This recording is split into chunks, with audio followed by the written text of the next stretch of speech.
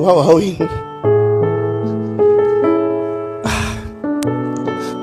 Sa lahat po ng nagmahal ng programa Wawawin. Sa social media, sa Facebook, sa YouTube, kahit wala akong TV show, 16,940,367 sa Facebook. Sa YouTube po, nasa 7,848,781. Nung nawala ho ako sa GMA, nawala ako sa All TV, ni isa ho, the Facebook followers at sa subscriber ng YouTube, wala pong umalis. In fact, nadadagdagan pa kami araw-araw. Maraming salamat sa lahat na nagmamahal sa programang Wawawin. For almost 7 years, araw-araw ko kayong kasama sa GMA.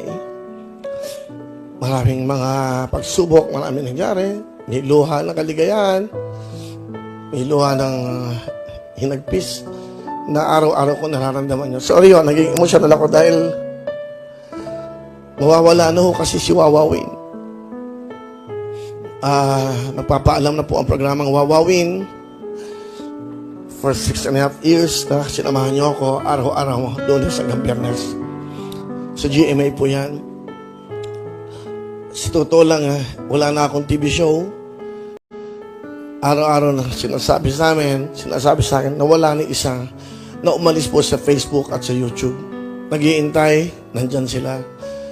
And of course, I just like to thank Mr. Gosson, Attorney Gosson, Miss Annette, Mr. Duabit, dahil hindi niyo pinagkait sa akin yon. Dahil nung time na ako'y aalis na nagpaalam sa inyo, na naintindihan nyo naman, in fact, para malaman nyo, meron akong kontrata, renewal sa GMA, kaya lang, nagdesisyon ako sa buhay ko na isang bagay na ganun talaga ang buhay.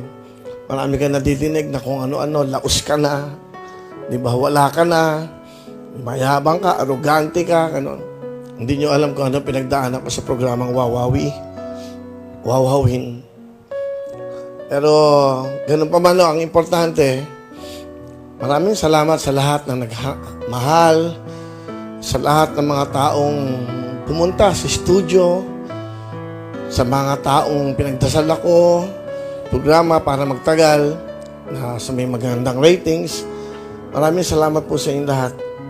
At tatanawin kong utang na loob sa inyo yan. Dahil yung Wawawin po, malaking bagay po sa buhay ko yan. Maraming salamat po.